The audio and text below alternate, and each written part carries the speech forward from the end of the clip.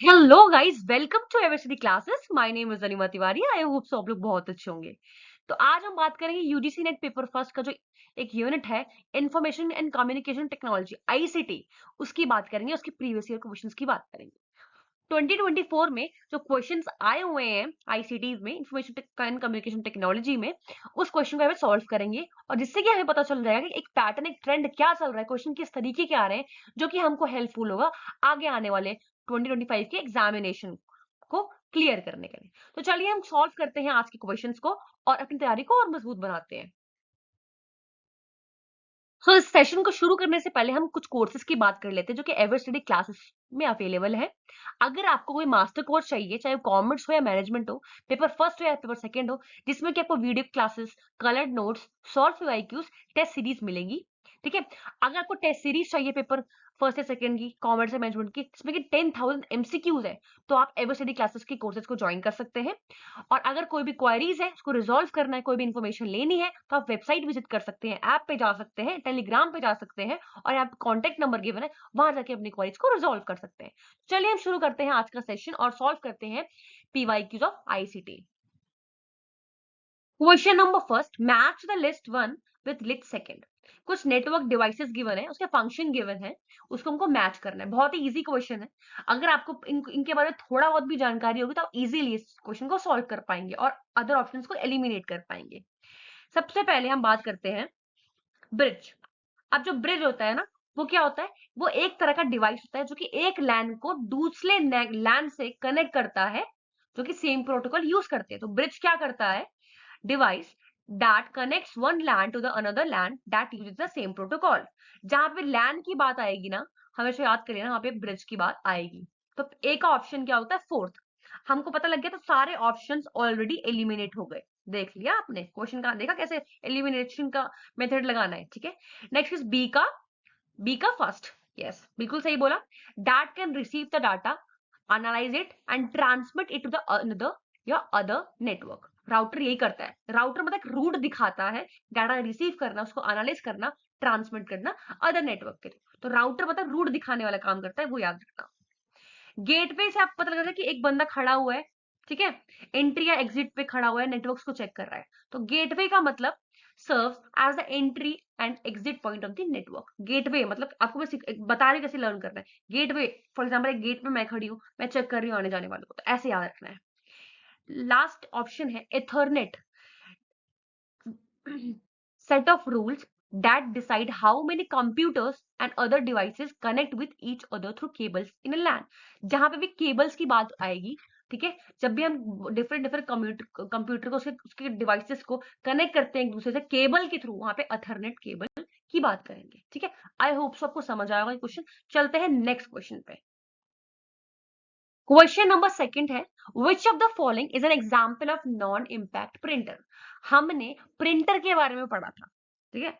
अब प्रिंटर जो है वो एक तरीके का आउटपुट डिवाइस है, याद रखना। तो जो impact printer, non impact printer, दो तरीके के प्रिंटर होते हैं। तो यहां पूछ रहा है कौन सा एग्जाम्पल नॉन इम्पैक्ट प्रिंटर का है। तो आंसर होगा laser printer. Option 4 will be the right answer. अब हम बात करते हैं, इसका एक्सप्लेनेशन समझते हैं कि इम्पैक्ट प्रिंटर कौन से होते हैं, नॉन इम्पैक्ट प्रिंटर कौन से होते हैं। अब देखो जो है, printers are categorised into the impact and non impact printers based on how they print on paper. ठीक है। अब जो इम्पैक्ट प्रिंटर्स होते हैं ना, वो ना डॉट मैट्रिक्स प्रिंटर होते हैं, डेजी व्हील प्रिंटर होते हैं, लाइन प्रिंटर्स होते हैं। याद कर लो, ये तीनों याद कर लो, इसको इम्पैक्ट प्रिंटर कहते हैं। These printers physically strike the papers to create an impression, उसको हम कहते हैं इम्पैक्ट प्रिंटर्स। ठीक है। डॉट मैट्रिक्स प्रिंटर मतलब कि print head with pins, pin से प्रिंट हैंड करता है। डेजी व्हील मतलब रोटेटिंग व्हील से करता है। ठीक है। लाइन प्रिंटर मतलब कि होल लाइन को प्रिंट करता है एक ही टाइम पे। ठीक है। अब नॉन इम्पैक्ट प्रिंटर कौन कौन से होते हैं? Do not physically strike the paper, physically strike नहीं करता, वो लेजर, इंकजेट या थर्मल टेक्नोलॉजी का यूज करके प्रिंट करते हैं, और ये फिजिकली स्ट्राइक करके यूज करते हैं। ठीक है। इसमें लेजर प्रिंटर आता है जिसमें कि लेजर और टोनर का यूज करते हैं प्रिंट करने के लिए। इंजेक्ट प्रिंटर आता है जिसमें कि स्प्रे करते हैं इंक पेपर पे, उससे प्रिंट करते हैं। आई होप सबको समझ आएगा इम्पैक्ट और नॉन इम्पैक्ट प्रिंटर कौन कौन से होते हैं और क्या इसका मतलब है। ठीक है। चलते हैं नेक्स्ट क्वेश्चन पे। क्वेश्चन नंबर थर्ड बहुत बहुत बहुत इतना ज्यादा रिपीटेड क्वेश्चन है, इतना ज्यादा रिपीटेड क्वेश्चन है, बहुत इजी भी है। The full form of WWW is world wide web. Option second will be the right answer to it. ठीक है, world wide web. The world wide web is a system of interlinked web pages and other resources that can be accessed over internet. और ये invent किया गया था Tim Berners Lee ने 1989 में and made publicly available in 1991. ये question यहाँ से पूछा गया हुआ है. टिम बर्नर ली ने ही इसको इन्वेंट किया था. ठीक है, 1989 में, याद कर लो, और पब्लिकली अवेलेबल 1991 में हो गया था. आई होप सबको समझ आया होगा. चलते हैं नेक्स्ट क्वेश्चन. ये क्वेश्चन तो बहुत ही इजी है और ये क्वेश्चन फिर रिपीटेड है. Most of the repeated question में से आता है. बहुत इजी भी है, नॉर्मल सी चीजें हम करते हैं. Question number 4, arrange the steps of the data processing cycle in the correct sequence. सबसे पहले हम कोई चीज इनपुट करते हैं, फिर उसके बाद हम क्या करते हैं, प्रॉपर तरीके से उसकी हम प्रोसेसिंग करते हैं, फिर उसके हम स्टोरेज करते हैं, फिर आउटपुट करते हैं. इसका मतलब कि ए, सी, डी, फिर उसके बाद B. Second option will be the correct answer to this question. चलते हैं नेक्स्ट क्वेश्चन पे. Question number 5, which statement are correct in the context of network security. ठीक है, पढ़ते हैं. A, virus, worms, Trojan horse are examples of malware. yes, जो malwares है ना, उनके एग्जांपल्स है वायरस, वर्म्स एंड ट्रोजन्स. ये करेक्ट है. Trojan horse is non self replicating malicious software. ठीक है, ये नॉन सेल्फ रेप्लिकेटिंग सॉफ्टवेयर है. ठीक है, ये भी सही है. तो ए भी कहां पे, ये ऑटोमेटिकली हट गया, ये भी ऑटोमेटिकली हट गया. ठीक है, नेक्स्ट ऑप्शन देखते हैं. After receiving payment if the product is not delivered it is an example of fishing. नहीं, ये गलत है. फिशिंग कभी भी पेमेंट से रिलेटेड नहीं होता. इसमें हम क्या करते हैं, ये हैकिंग से रिलेटेड होता है. इसमें हैकर हैक करता है. ठीक है, अभी पढ़ेंगे इसके एक्सप्लेनेशन में. Next is D, HTTPS. S stand for secure. Yes, ये भी राइट आंसर है. सो इसका करेक्ट आंसर क्या होगा, ए, बी, डी. तो fourth will be the correct answer. अब हम इसका एक्सप्लेनेशन समझते हैं नेक्स्ट स्लाइड पे. इसकी एक्सप्लेनेशन सबसे पहले मैं आपको बता रही हूँ, जो वायरस है, जो वर्म्स है, जो ट्रोजन्स है, और जो फिशिंग है, फिशिंग जो हमने ये बात की है फिशिंग की, या एक जगह आप नोट कर लो. आईसीटी में एक जगह नोट कर लो, इतने ज्यादा रिपीटेड क्वेश्चन है. फिशिंग के बारे में तो बहुत ही पूछा गया है. ठीक है, पढ़ते हैं. Virus, worms, Trojan horses example of malwares. Yes, बिल्कुल सही है. Next, Trojan horses non self replicating, मतलब कि रेप्लिकेट नहीं करता खुद को, बस वो दिखाता है कि लेजिटिमेट सॉफ्टवेयर है जो कि इन्फेक्ट करता है सिस्टम को. ठीक है. After receiving the payment if the product is not delivered it is example of fishing. गलत है. ये एग्जांपल है फ्रॉड और स्कैमिंग, फिशिंग का नहीं है. फिशिंग क्या होता है, एक डिसेप्टिव अटेम्प्ट जहाँ पे आप एक सेंसिटिव इंफॉर्मेशन को स्टील करते हो, जैसे कि लॉगिन क्रेडेंशियल. ठीक है, फेक वेबसाइट और ईमेल और मैसेजेस के थ्रू. ठीक है, सेंसिटिव इंफॉर्मेशन को आप क्या करते हो, स्टील करते हो, चुरा लेते हो. ठीक है, डिसीसिव मतलब उसको धमकाते हो कि मैं तुम्हारे चुरा लूंगा ये इंफॉर्मेशन. धमकाना, एक डिसिसिव अटेम्प्ट करना किसी भी इंफॉर्मेशन को स्टील करने के लिए, चाहे वो वेबसाइट के थ्रू, ईमेल के थ्रू या मैसेजेस के थ्रू हो. ठीक है. Next is option number T, HTTPS stands for secure. Yes, HTTPS क्या है, हाइपरटेक्स्ट. नोट कर लो, बहुत बहुत बहुत important. Hypertext transfer protocol secure, encrypted and secure communication over the web. ठीक है, जो भी कम्युनिकेशन है वेब पे उसको इनक्रिप्ट करता है, उनको सिक्योर करने की कोशिश करता है. ठीक है, चलते हैं नेक्स्ट क्वेश्चन पे. आई होप सबको समझ आ गया होगा यहाँ तक बहुत अच्छे ढंग से. Rita smartphone uses N open source operating system. सबसे पहले एक होता है हमारे पास ओपन सोर्स ऑपरेटिंग सिस्टम. बहुत रिपीटेड क्वेश्चन है भी. Which of the following best describe the source code in an open source operating system. सबसे पहले ओपन सोर्स है तो कोई कंपनी ने ओन नहीं किया होगा, तो ये गलत है. It is made available to the users. Yes. It is more secure, जरूरी नहीं है क्योंकि ओपन है. It uses less power processing. नहीं, इसका करेक्ट आंसर होगा it made available to the user. तो करेक्ट आंसर होगा option number second. In an open source operating system the source code is publicly available होता है, पहली बात तो. और अलाउ, देखो पहला फंक्शन क्या है, पब्लिकली अवेलेबल होता है. दूसरा, अलाउइंग यूजर्स टू रिव्यू. अब जो यूजर्स होते हैं इसको रिव्यू कर सकते हैं, इसको मॉडिफाइड भी कर सकते हैं और डिस्ट्रीब्यूट भी कर सकते हैं। क्लोज सोर्स में ऐसा नहीं होता, ओपन सोर्स में ऐसा होता है। जैसे कि लाइनेक्स और एंड्रॉइड, ये एग्जाम्पल है ओपन सोर्स ऑपरेटिंग सिस्टम्स के। ठीक है, चलते हैं नेक्स्ट क्वेश्चन पे। ये भी बहुत रिपीटेड क्वेश्चन है। क्वेश्चन नंबर 7, देखो अब एक बात नोट कर लो, एक्सेल शीट के क्वेश्चन जो है 2023 से आना शुरू हुए हैं ईयर। ठीक है, एमएस एक्सेल शीट के क्वेश्चन, स्प्रेडशीट के क्वेश्चंस, तो ये बहुत इजी है। आप 2-4 क्वेश्चंस करोगे तो आपको आ जाएगा। हम यहाँ बात करते हैं ये एक पर्टिकुलर क्वेश्चन की। ठीक है, आप प्रीवियस ईयर क्वेश्चन हैं 23 के, 24 के भी, है ना, वहां पे क्वेश्चन पूछे गए हैं। आप वहां जाके अभी करोगे तो बहुत इजीली सॉल्व हो जाएंगे। मैं आपको समझाऊंगी यहाँ पे। अब देखो, consider following MS Excel spreadsheets. अब देखो यहाँ पे A B C D E given है, item, quantity, price, revenue given है। ठीक है, अब ये ए वाली सेल है, तो A1 ये, A2, A3, A4। ठीक है, ये बी वाली सेल है, B1, B2, B3, B4।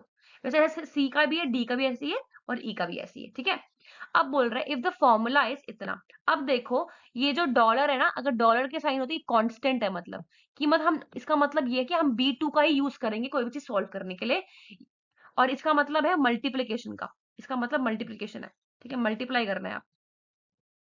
और इधर भी डॉलर का मतलब क्या है, कांस्टेंट, मतलब कि हम यहाँ पे B2 का यूज करेंगे, यहाँ पे भी C2 का यूज करेंगे, और कोई सेल का यूज नहीं कर सकते। पहली बात तो अगर हम एंटर करते हैं E2 में, E2 का है, यहाँ पे अगर एंटर करते हैं, अगर मैं ये बोल रहा है B2 और C2 को मैं मल्टीप्लाई करती हूँ, 12 5 जा 60, तो हम एंटर करते हैं, उसका आंसर क्या आएगा, 60 आएगा यहाँ पे। ठीक है, and the formula is then copied to E3। अगर हम E3 और E4 में वही फॉर्मूला कॉपी करें, तो E2, E3 और E4 में आंसर क्या आना चाहिए। अब देखो मैंने क्या बोला, B2 और C2 ही रहेगा, क्योंकि यहाँ इसके आगे डॉलर से आगे कांस्टेंट का साइन लगा है। तो जब कांस्टेंट है, तो जो B2 और जो आपके पास C2 को मल्टीप्लीकेशन करके आंसर आया ना E2 में, तो इसी को हमने आगे कॉपी कर देना है। हमने ये B3 B इस इधर को कॉपी करके यहाँ पे नहीं लिखना, हमने सिर्फ B2 और C2 को कॉपी करके ही 60 लिखना है। और इसी यहाँ पे कांस्टेंट है, तो 60 आपका E3 में भी आएगा, 60 आपका E4 में भी आएगा सेम। तो इसका करेक्ट आंसर होगा ऑप्शन नंबर फर्स्ट। ठीक है, क्यों ऐसा है, क्योंकि कांस्टेंट था। इसने बोला था कि B2 और C2 को ही हर एक सेल में, चाहे आपको E3 निकालोगे, E4 निकालोगे, हर एक सेल में वही सेम आंसर आना चाहिए। करेक्ट आंसर क्या है, ऑप्शन नंबर फर्स्ट। देखो एक्सप्लेनेशन भी गिवन है। फॉर्मूला एंटर किया, E2 इज इतना। देखो E2, E3 और E4 में मैंने बोला ना, इसके इन दोनों के आगे कांस्टेंट साइन लगा था, तो इसका आंसर क्या आ रहा है, सेम ही आएगा, 60 60 60। ठीक है, आई होप आपको ये क्वेश्चन बहुत अच्छे से समझ आया होगा। नहीं समझ आया तो कमेंट बॉक्स में पूछ सकते हैं। चलते हैं नेक्स्ट क्वेश्चन पे। क्वेश्चन नंबर 8, इफ L, इसका बेस M है, रिप्रेजेंट अ नंबर L। जैसे मान लो ये एक नंबर L है और इसका बेस M है, एप नंबर सिस्टम, यहाँ पे हमने क्या किया, रिप्रेजेंट किया है। फिर आपको आइडेंटिफाई करना है correct sequence of ascending order, छोटे से बड़ा, of the following number A to D। इनके बीच में एक छोटे से बड़ा आपने ऑर्डर एक बताना है। L जो है वो एक नंबर है, और इसमें M जो है नंबर सिस्टम है। ठीक है, उसका बेस मान। तो अब इसको कन्वर्ट करना है डेसिमल्स में। ठीक है, डेसिमल नंबर सिस्टम में इसको कन्वर्ट करना है। तो इसके एक्सप्लेनेशन से ही इसको समझते हैं। सो इस क्वेश्चन को हम एक्सप्लेनेशन से ही समझेंगे। सबसे पहला ऑप्शन क्या था, फर्स्ट 1 2 3 4 5 5 1 थे, 0.11 था, ये बाइनरी से डेसिमल में कन्वर्ट करना है सबसे पहला। अब देखो जो ये वाले पीछे वाले वर्ड्स है ना, 2 इंटू 0 लेंगे, इसको 2 1 लेंगे, उसका ऊपर का 2 2 लेंगे, 2 3 लेंगे, 2 4 लेंगे। ठीक है, तो 1 is to 2 0, 1 is to 2 1, 1 is to 2 2, 2 3 and 2 4। ठीक है, अब इसके बाद वाला जो है डेसिमल के बाद है, तो इसलिए 2 is to -1 लगाया है, 2 is to -2 लगाया है, 1 और 1 में। ठीक है, अब इनको जब हमने सॉल्व किया तो यहाँ पे 16 आया, यहाँ पे 8 आया, 4 आया, 2 आया, यहाँ पे 1 आया। और इसको इन जो डेसिमल वाले को सॉल्व किया 0.5 एंड 0.5, तो इसका करेक्ट आंसर क्या आएगा, 31.75। ठीक है, नेक्स्ट अब इसका बेस 6 था, अब इसको डेसिमल में कन्वर्ट करना है, बहुत ही इजी है, ऐसे ही करना है। अब 6 है तो कितने 6 है, 1 2 3 4, 4 बार 6 हम यूज करेंगे। डेसिमल है, डेसिमल के बाद वाला 6 माइनस में यूज करते हैं, बाकी डेसिमल के पहले वाला 6 0 6 1 6 2। ठीक है, अब 1 0 2, तो 1 0 2 मल्टीप्लाई कर दिया और डेसिमल के बाद क्या था 3। इनको सॉल्व करेंगे तो हमारे पास आंसर आएगा 38.5। ठीक है। सी क्या था 42.58 मतलब ऑक्टेल को, ठीक है, डेसिमल में कन्वर्ट करना है। बहुत इजी है। अब 8 था ना, कितना 1 2 3 3 था, तो ये डेसिमल के बाद वाला है, तो आप एक 8 2 8 और 3 8 लगा दिया। और क्या करना है उसको 4 to 5 4 to 5। अब इसी को सॉल्व करेंगे तो आंसर आएगा 34.625। ठीक है। ऐसे ही हम 32.6 16 हेक्साडेसिमल को डेसिमल में कन्वर्ट करेंगे, जिसमें कि आपको पॉइंट के बाद क्या था 6 था, तो इसलिए इसको हमने क्या लिखा 16.0 और 16 1, तो 3 इंटू 16 1 2 इंटू 16 0 और डेसिमल के बाद वाला 16 इंटू 16 माइनस 1। इसको सॉल्व करेंगे 50.375 आया। अब हमको असेंडिंग ऑर्डर में लगाना था, छोटे से बड़ा। सबसे पहला क्या छोटा आया, ये पहला ये आया। दूसरा क्या आया 34।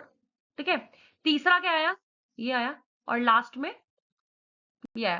तो करेक्ट आंसर क्या आएगा A C B D. Correct A C B D. ठीक है। आई होप सबको समझ आएगा ये क्वेश्चन कैसे सॉल्व करना है और कैसे इसका आंसर निकालना है। चलते हैं नेक्स्ट क्वेश्चन पे। क्वेश्चन नंबर 9 से देखो, फिर वायरस हॉर्सेस ट्रोजन हॉर्सेस है वॉर्म्स का क्वेश्चन आ गया। ये क्वेश्चन इतना ज्यादा रिपीट, देखो आईसीटी में आपको ना सारे वायरसेस कर लो, हर तरीके के वायरस कर लो, हर तरीके के मैलवेयर्स कर लो, हर चीज कर लो। ठीक है। ये तो बहुत ही इंपॉर्टेंट टॉपिक है वायरसेस का। ठीक है, के बारे में हर तरीके के कर लो, क्वेश्चंस बहुत ज्यादा पूछ जाते हैं। तो क्वेश्चन नंबर 9 है, match the list 1 with list second. Malwares के टाइप्स थे, उसके डेफिनेशन थे, पढ़ते हैं। फर्स्ट है पॉलीमॉर्फिक वायरस।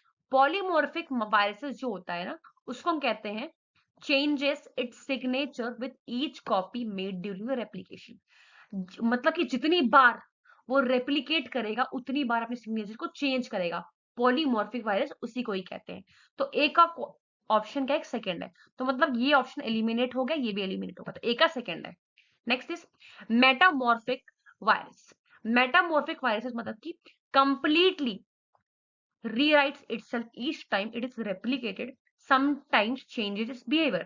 अब ये बोल रहा है, अब वो रीराइट करता है, कंप्लीटली दोबारा से लिखता है जितनी बार वो रेप्लिकेट होगा। यहाँ पे अपने सिग्नेचर को चेंज करता है, यहाँ पे दोबारा से लिखता है जितनी बार रेप्लिकेट होगा। समटाइम्स जब अपने बिहेवियर चेंज कर रहा है तभी भी वो वायरस जो है कंप्लीटली रीराइट लिखता है रेप्लिकेशन के समय पे, तो उसे मेटामॉर्फोसिस या मेटामॉर्फिक वायरस कहते हैं। नेक्स्ट इज ट्रोजन हॉर्स, तो इसका बी का क्या आएगा फोर्थ, तो हमको करेक्ट हो गया कि ऑप्शन नंबर थर्ड इसका करेक्ट आंसर है।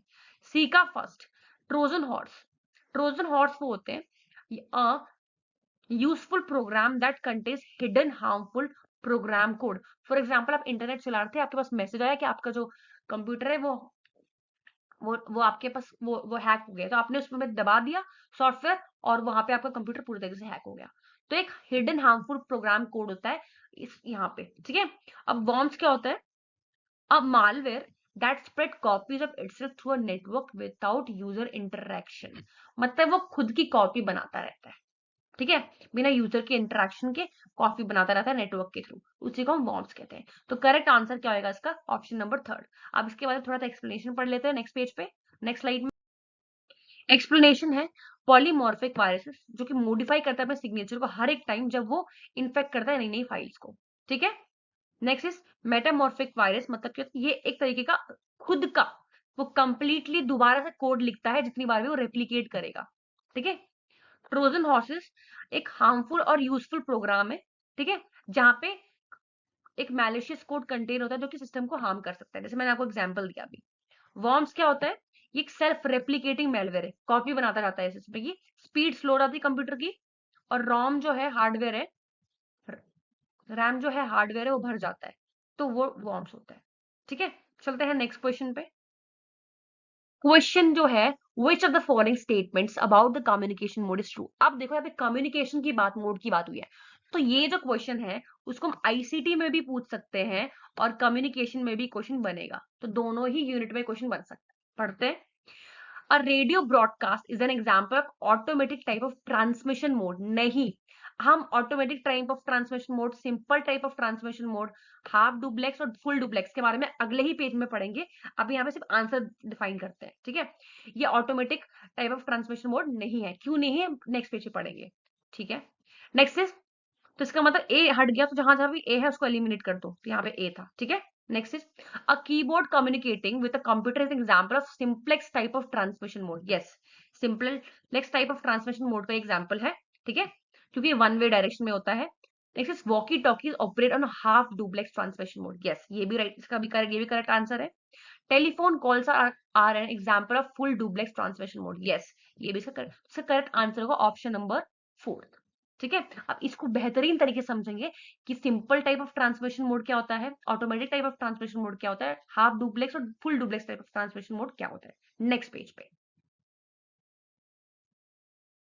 एक्सप्लेनेशन है, a radio broadcast is an example of automatic type of transmission mode, क्योंकि ये simple type of transmission mode जो है वो यूज करते हैं, ठीक है। इसलिए यहाँ पे ये इनकरेक्ट बोला है ये ऑप्शन, क्योंकि ये ऑटोमेटिक नहीं है, क्योंकि ये एक ही डायरेक्शन में फ्लो करता है रेडियो। हम रेडियो को एक ही बंदा बोलता है ना, एक ही साइड से बोलता है ना, इसलिए ये सिंपलेक्स ट्रांसमिशन मोड है, ऑटोमेटिक नहीं है, ठीक है। ये ऑप्शन इसलिए इनकरेक्ट हुआ था पीछे।